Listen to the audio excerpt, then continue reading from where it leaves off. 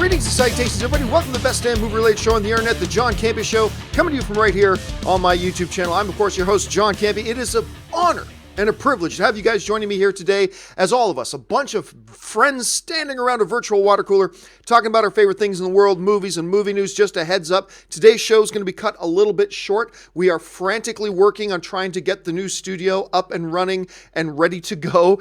We're trying to start shooting the show from the new studio starting on Monday. We might not be ready, but we are working tirelessly to have that ready to go for the new studio on Monday. So we're working really hard at that. I'm going to let you guys know a little something. Yesterday, I have hired a new co-host for the John Campea Show. And for the first time since Natasha Martinez, I've hired somebody who actually, I needed somebody who really knew what they were doing. I went out and got somebody with a university broadcast journalism degree. And she's pretty fantastic. And we're going to be bringing back, because I know a lot of you guys were asking for it, we're going to be bringing back the movie news feed. A lot of you guys seem to really like that segment we did on the show. It was just a little bit too much for me to do. But this new co-host is going to write and produce and do the new movie news feed segment, as well as some other things on the show. And she's awesome. And I'm very excited about it. To end any speculation, no, it's nobody I've ever worked with before. But I will introduce you to this person in the coming days. In the coming days, I will introduce you to this person. So I'm very excited about that and excited about the new studio. So since we don't have a lot of time today, I should stop wasting time and we should just get right into it. All right, first thing off the top is this. Brand new trailer this morning dropped for the upcoming animated Spider-Man Into the Spider-Verse film. Now, the first trailer dropped. We've got our first few looks at it. I'm going to tell you what, I have felt mixed about it. On the one hand, it's got a kind of a nice feel to it, but the animation style I found a little bit jarring. But there are some people out there that the animation style is like the number one thing to them, and they love that. To me, I found it a little bit jarring. It seems a little derivative. Obviously, it is, but I mean, even just in its own nature, it felt that way. But so whatever. The new trailer came out. I gotta say, I like it. I'm not jumping over the moon about it. But this new trailer dropped today, and I gotta say, like a lot of second trailers, it gave us more of the meat of the story. What's this thing really about? We get our first look at Kingpin. We get our understanding from this trailer of really what's the plot. There's like some kind of matter collider or whatever that opens up portals to different universes, and different Spider-Man-ish characters come through those portals. But now this device is threatening the existence of these worlds, and the heroes got to start. Now, it sounds a little bit like a Star Trek The Next Generation episode, and you'd be right, it does. But within the context of the trailer, it actually worked, and it feels pretty good. And you know, Jake Johnson from New Girl, who does the voice of the Peter Parker Spider-Man, I love Jake Johnson. I think he's really entertaining. But his voice as Spider-Man, as the Peter Parker Spider-Man, did not work for me in the first trailer. I've warmed up to it in the second trailer, I gotta say this. But one of the neatest things about it is we get a look that it's not just the Miles Morales and Peter Parker Spider-Man, it's a number of Spider-Man-ish characters from a number of different universes. None of them are from the same universe, which is a little different. But including, you see right in the middle there, yes, that's a Spider-Pig. Yes, we have Spider-Pig. So that's, obviously we saw Gwen Stacy in another version of it as well. We got like a Japanese anime version of a Spider-Girl sort of thing going on. And I'll tell you what, if you had told me this before I saw the trailer, I would have said, sounds like a jarbled mess. That's what I would have said. Would have said, it sounds like a jarbled mess. But you know what? I looked at it, I watched it first, saw how it all kind of turned out, and I got to tell you, I really, really like it. I really, really like it. So, yeah, this trailer, look, the purpose of a trailer, we always say this, is to move your needle from however excited you are about a movie, even if it's really, really low or really, really high, and try to increase it. Mission accomplished. This trailer did it. It took my enthusiasm level for this movie, which is around here, not high, but has brought it up a couple of notches. I'm still not jumping over the moon to see this movie, but I'm going to say I feel better about this movie right now than I have before, and I'm definitely curious to see this film now because I dug it. What did you guys think about the new Spider-Man Into the Spider-Verse trailer? Jump down to the comment section. Let me know what you guys think. All right, another little thing happened. Of course, this week, Venom finally hits theaters. It's been a weird road getting to this Venom movie. I started out optimistic about Venom. Like I always said, this movie could totally suck, but I believe there's a lot of upside. I believe we have reasons to feel good about this film. Go Venom. And then Sony decided to hide the movie and hold off the review embargo until 24 hours before it opens in half the international markets around the world. Actually, and it opens in a lot of markets today. Today is the day the review embargo drops, the same day that this movie actually opens in a lot of countries around the world. Of course, it opens in the United States on Thursday night officially. So, I mean, there's that. And then I said, that's it. I have no hope in this film anymore. I have no hope in this film. And what I said at the time was, if Sony doesn't believe in this film, why should I? Why should I have any belief in this film if clearly Sony has no belief in this film? If Sony had belief in this film, they would have shown this to critics earlier. They would have wanted the movie reviews to get out earlier and all that kind of stuff. Well, it's not all garbage, but it's mostly garbage. The first reactions of Campea, we haven't got our official reviews yet, but we do have our initial round of reactions from the Venom movie have now come out, and it's not looking good. Because even the positive ones are very lukewarm. Here's what we're getting so far right now. Tom Jorgensen from IGN writes, sorry to say that Venom is pretty much a complete failure, a tonal mess that feels 15 years old, ignoring the storytelling strides that the superhero genre has made in recent years. The Moth Meg from Polygon writes, social embargo for Venom is up. I talk about this a lot in my review, but this is a movie that somehow slipped through the wormhole from 2004. That's my biggest take. It's a movie that spilled from the pre-MCU era through a crack and time in space.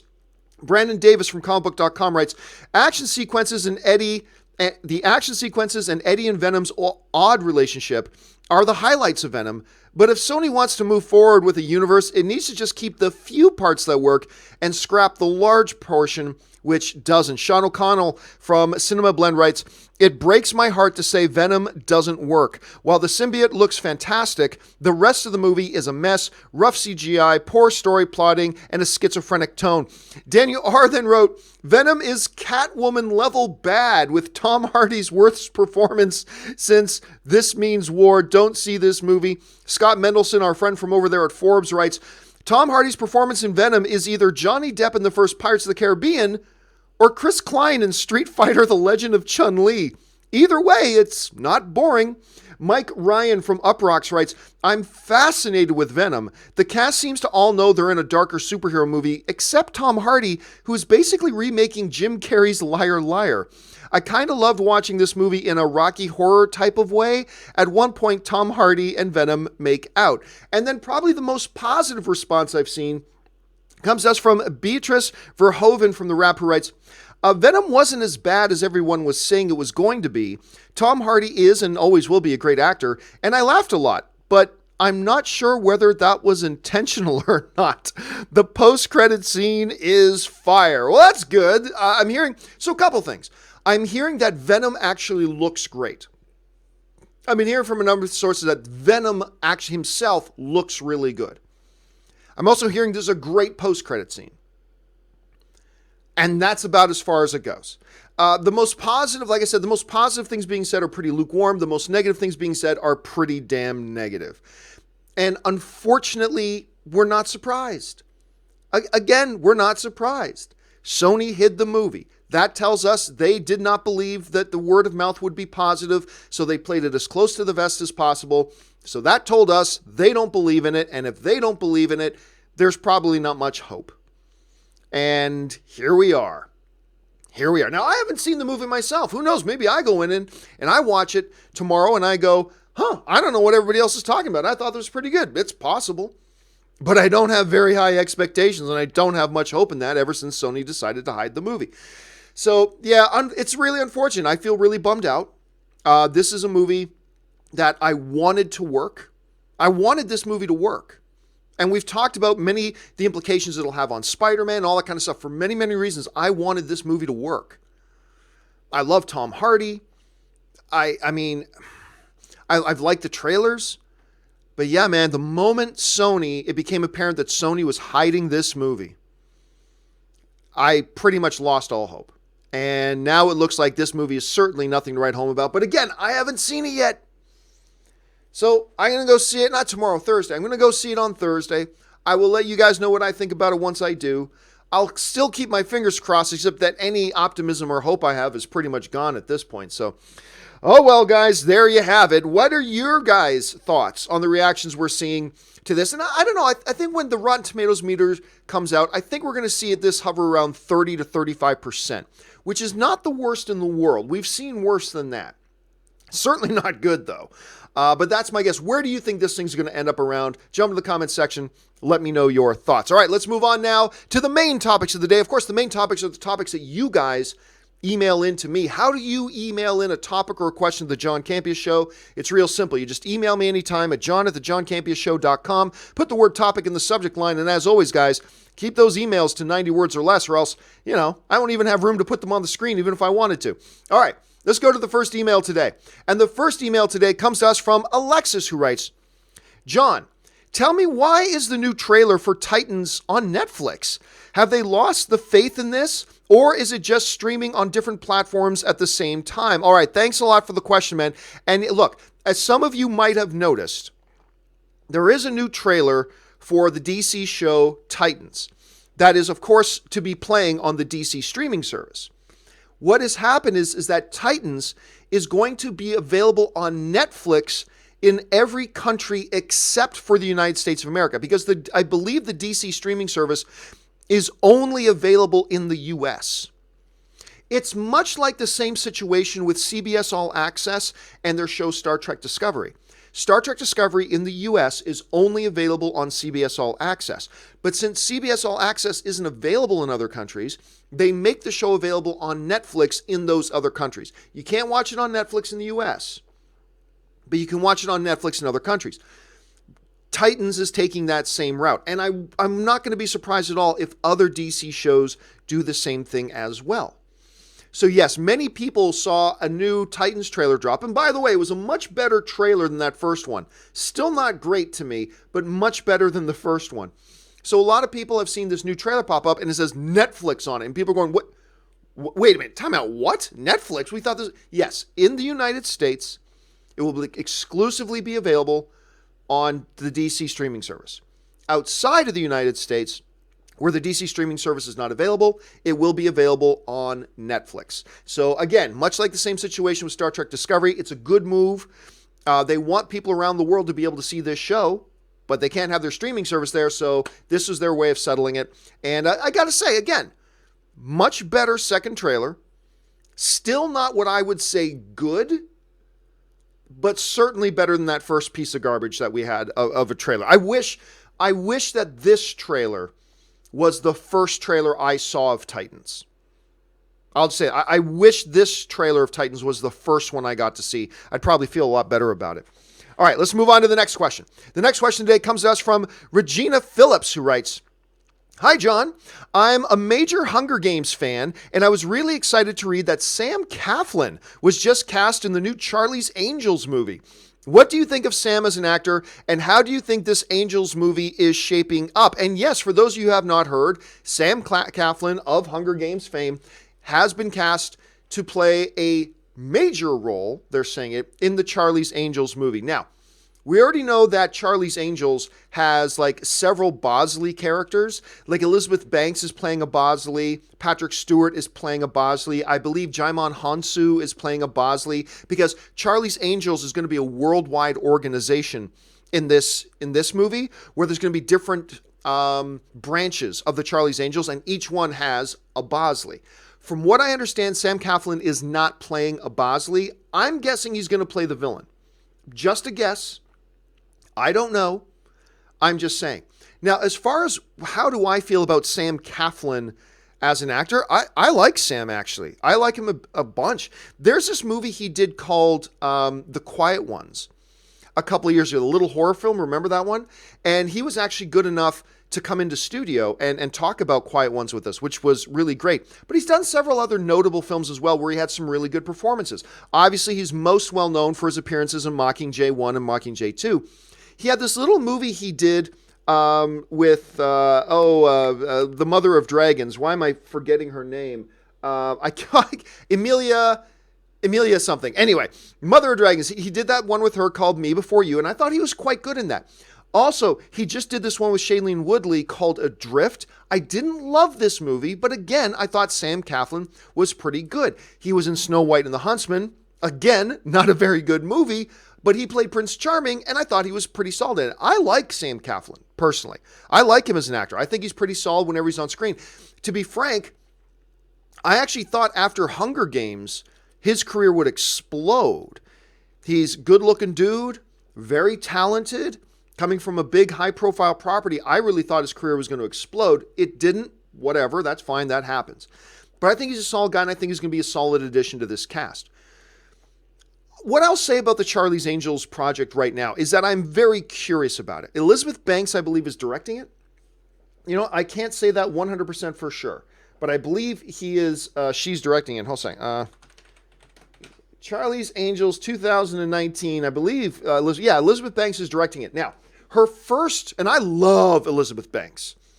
Oh, Elizabeth Banks. Anyway, I love this lady. Like, you have no idea. However, her first directorial effort was that one, Pitch Perfect 2. Not well directed. It really wasn't. You could just watch, you can tell it was not well directed, which was too bad. So I'm a little bit nervous about that. But this whole concept of the multiple Bosleys, the fact that Patrick Stewart's going to be one of the Bosleys, the addition of Sam Claflin, you know what? I'm curious about it. I'm curious about it. I'm not going to say I have super high hopes, but I think there's enough there to at least make me a little bit curious about it. Are you guys looking forward to this movie? Do you think this Charlie's Angels can be a nice new refresh of the property? What do you think about Sam Claflin joining? Jump down to the comments section. Let me know what you guys think. All right, let's move on to the third email today. And the third email today comes to us from Rich Manning, who writes, saw that Spielberg just cast Ansel Elgort as the lead in his new West Side Story movie. Not sure how I feel about it. I loved Baby Driver, but to be honest, Elgort wasn't one of the things I think about when thinking about all those great things and action in that movie. I think more about John Hamm and Jamie Foxx and gulp, even Kevin Spacey? What is it Spielberg sees in Elgort to give him this role? Okay, for those of you who don't know, Steven Spielberg's next directorial film is going to be one he's been trying to do for a long time, which is a remake of West Side Story. Some people are happy it's coming. Some people aren't so happy. Then the unhappy people heard Steven Spielberg's doing it, and they got a little bit more happy about whatever. Just got announced that Baby Driver actor Ansel Elgort is going to be playing the lead. I'm going to tell you what, I am with you on this. To me, it's a very curious choice. It's a curious choice.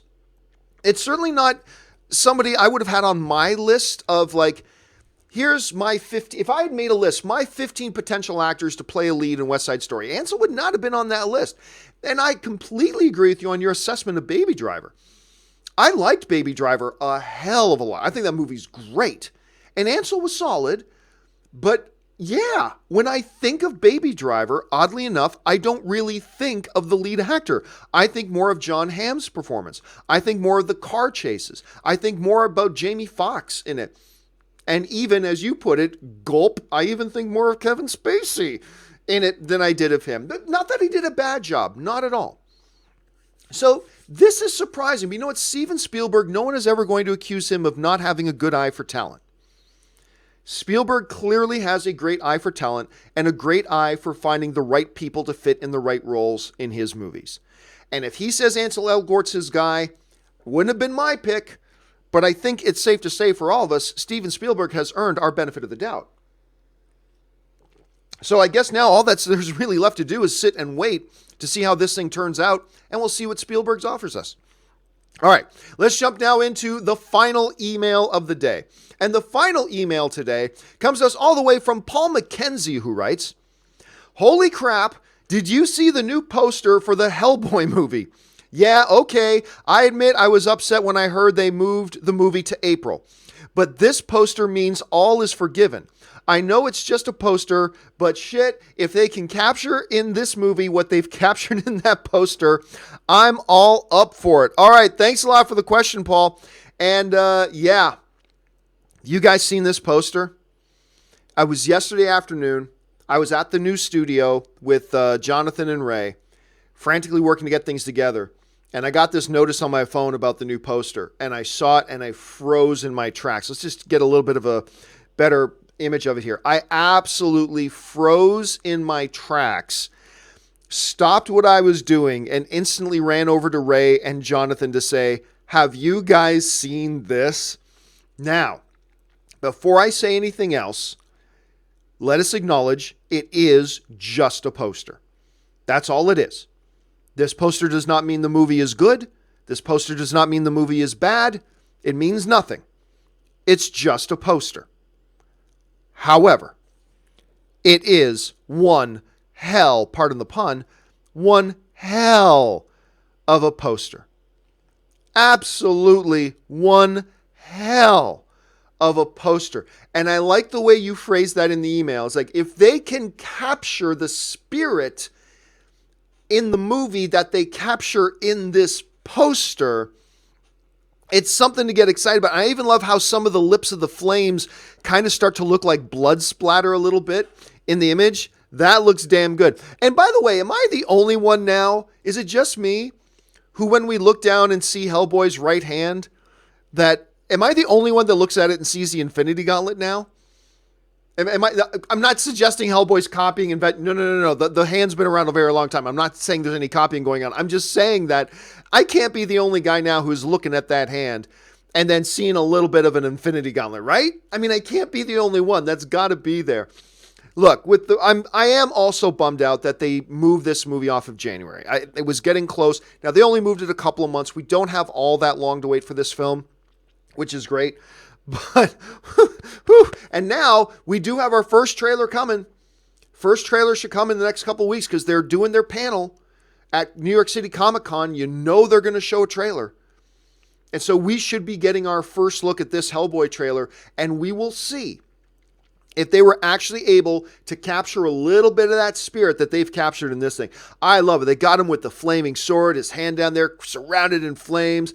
Those are man mutton chops right there, my friends. Those are manly mutton chops. The grown out horns that aren't shaved down. It looks fantastic. Again, let's temper this. Does not mean the movie's going to be any good. It's a great poster, but that means nothing. But if all we're talking about is the poster, come on, right? It's a little erection inducing, is it not? It's amazingly exciting. If you're a geek, you got to be turned on by this. This looks amazing. So I'm happy about it. Let's see what happens when the actual trailer comes out. Okay, guys. With that out of the way, I do have a few minutes left to take some live questions. A bunch of you guys have been sending in live questions. I will let you know, guys, there is going to be a companion video going up later tonight. So I'm sure there's going to be a bunch of questions here I don't have time to get around to, but do not fret and do not fear. There will be a companion video later tonight to get to any of these questions that we didn't have time for with this show. So with that said, let's get to it. Tyler Yeats writes, Venom is supposedly Catwoman bad? Yikes. Well, remember, that's one critic that said that. That's one critic that said that. I mean, a lot of them are saying it's bad, but only one said it's cat. I have a very, very, very hard time believing any film can be Catwoman bad. So just keep in mind, that's only one guy saying that. Jay Bling writes, we all like the Farrell-Riley pairing, but don't forget about how instrumental Adam McKay was to them. Holmes and Watson has the director of Get Hard. I mean, this is true. This is true. You would just think, and who knows, maybe this Holmes and Watson movie is going to be amazing. We talked about the new trailer yesterday. I was very disappointed in it. I have been so excited for this Holmes and Watson movie because these two guys together in Step Brothers is one of my all-time favorite comedies. I love the chemistry between these guys. And I've been so stoked to see a trailer for Holmes and Watson, and then it dropped yesterday, and I'm like, oh my God, this is what we were waiting for? I was not encouraged by it at all, in the least, not even a little bit. But you're right. There is the director issue to take into account. You just think that these two guys working together would be able to overcome a lot of that. But it's a good point, Jay Bling. Never underestimate the role of the director, no matter how talented your on-screen guys are. And again, who knows? Maybe the movie is awesome. We've seen lots of bad trailers to great movies, and vice versa. So maybe the movie will be great, but yeah, that trailer was definitely hard to get through. Paul writes, I know you don't like Harry Potter 3. It's my favorite. It's a lot of people's favorites, Paul. I mean, a lot of people love that one. I think if you took a poll amongst all Harry Potter fans, Harry Potter 3 would probably easily come out as number one. Anyway, do you have a problem with the time traveling in the movie? In my opinion, this movie is a good example of how you should do time traveling in movies. Well, no, I don't think other movies should do it the same way. And no, I had no problem with the time travel in the movie. To me, and yes, to me, Harry Potter 3 is the worst of the Harry Potter movies. I know everybody else thinks it's the best. To me, it's the worst. And I don't necessarily think it's bad. I'm not saying Harry Potter 3, Prisoner of Azkaban, I'm not saying it's bad. I'm not. I'm just saying it's absolutely, for me, easily on the bottom of the list out of all the Harry Potter movies. But no, there's not like a particular element like time travel and stuff. I never had a problem with that. To me, it was just the whole way the movie felt and the pacing of it. And I never bought into the story of it. And I thought Gary Oldman was wrongly utilized. I thought you could have done more with him and the character. I don't know for that. But I can tell you my lack of appreciation for Harry Potter 3, Prisoner of Azkaban, had nothing to do with the time travel element. So no, the time travel element to me was fine. Sebastian writes, why do critics use Rotten Tomatoes for or against a movie? They don't. Critics' reviews are what make up the Rotten Tomatoes rating. Critics don't use Rotten Tomatoes. Critics' reviews are what makes a Rotten Tomato rating. So got to make sure you get that, you make sure you're clear on that. Andrew Egan writes, I watched 12 Strong and it was surreal for me. It took place when I was deployed. Oh, very cool. My question to, well, I mean, I shouldn't say cool. That sounded insensitive to me. That was horrible for me to say. Not cool. I mean, oh, wow. That's the best way for me to say what it is. Wow. My question to you is two-pronged. What did you probably meant what did you think of 12 Strong, and are there any movies that you had a similar experience? I thought 12 Strong was fine. Chris Hemsworth is a great actor. He was great in Michael Shannon, was in that Michael Pena. It's a decent movie. I will admit I did not love it. I thought it had shortcomings, but it was a decent movie. I thought it was okay. Similar feelings to me with an experience like that. I don't know. I mean, certainly there are movies that have taken place where I've been, like Incredible Hulk. Well, I'm in Incredible Hulk, but also shot on like my street in Hamilton. So there's a little bit, but that's not the same thing as your situation. So I gotta say, Andrew, I have never had, I can't come close to comparing my experience with your experience. Yours clearly trumps mine. So I've never had one quite like yours. Yours is very unique. So that's pretty cool. Sebastian writes, The Nun is an example. Sub 30% Rotten Tomatoes, massive money. Sebastian, how good a movie is and how much money it makes are not the same thing. How much money a movie makes is mostly about marketing. It's mostly about what's it about. Is it something that appeals? Is what it's about something that appeals? Nun is also coming off a very excellent Annabelle 2, so there's a lot of momentum from that. How good or bad a movie is not determined by how much money it makes. Never make that mistake. A movie can be awful and make a lot of money. A movie can be amazing and make no money. You know, I'll tell you this though. Nun is a bad movie. Nun's a bad movie. I mean, it's all subjective. You may think differently. That's fine. But in my opinion, Nun is a bad movie, which is too bad. I was really looking forward to it. But it's a poor movie. It did very well at the box office, but it would have made more if it had been a better movie. See, a lot of people say, that movie must have been good, or it doesn't need to be good because it makes money. No, you don't understand. Yeah, maybe a movie made money. If it was a good movie, it would have made more money. Because more people would have come back a second time. More people would have told their friends to go see it. And even if a movie makes $400 million, it could have made $450, $475, $510 if it had been good. So never confuse that, oh, a movie made money? That must mean the movie's good. Oh, that movie Moonlight won Best Picture at the Academy Awards? Oh, it didn't make a lot of money. Well, that must mean it's not good. No. Never make the mistake of ever trying to equate the quality of the movie with the box office result. Never try to equate those. If a movie's bad, it'll make a little bit less than it could have. If it's good, it might have made more, but that's swaying it a bit. It's not a be-all, end-all. Last couple of questions here, guys. Ben Hayusa writes, Hellboy poster, badass. Venom, Oh no. Yeah, that's the feeling I'm getting too. It's like, yay, Venom. Aw. Or so, yay, Hellboy. Aw, Venom. Yeah. I mean, yeah, you and me both, Ben. You and me both. Sebastian follows it up, not letting this thing go about The Nun. The Nun is 27% on Rotten Tomatoes, and that's too high in my opinion. The number is $330 million on a $22 million budget. Irrelevant. It doesn't change the fact that it's a bad movie. The movie could have made $800 million, and it doesn't change the fact that it's a bad movie. Now, if you liked The Nun, then it could have made $10, and it doesn't change the fact that you liked it. They're completely separate things. You can't equate the two of those. It's like saying, oh my gosh, this movie came out on a day where in Celsius, because I'm Canadian, that it was 21 degrees outside when this movie came out, and it made $500 million. That means movies that come out on days with 21 degrees Celsius outside make more money. No. Two totally different things. Don't try to connect them. Don't try to equate the two of them together. Tacky75 writes, isn't it strange that a forgettable movie like Suicide Squad gave us a new pop icon, Margot Robbie's Harley Quinn? Not really, because, I mean, when you think about Taki, the best movies can have terrible elements, and the worst movies can have some good elements. I think a lot of people, even people who really disliked Suicide Squad, will say one of the stronger elements was Margot Robbie's Harley Quinn. Maybe not the best, maybe didn't save the movie, whatever, but even people who didn't like the movie will go, yeah, Margot Robbie's Harley Quinn is pretty epic. I mean, just the image is completely amazing. That image of her in her torn stockings, the Daddy's Little Monster shirt with a bat horse, it's just a cool image. And yeah, so again, it just kind of goes to that point, Taki, that the best movies have terrible elements, but even the bad movies can have good elements. And I happen to be one of those guys that got a kick out of Suicide Squad. Yes, it was a hot mess of a movie, but it had enough in there that made it entertaining, and I had a good time.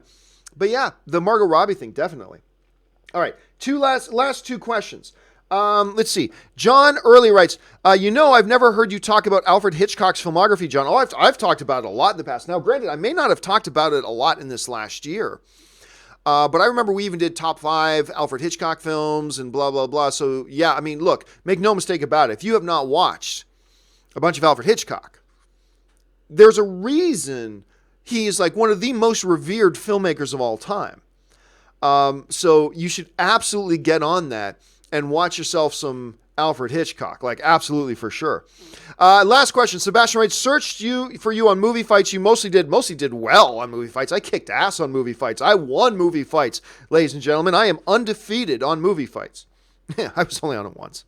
I just never had time. They invited me back a couple times. I just never had time, which is unfortunate. But yeah, that was a lot of fun.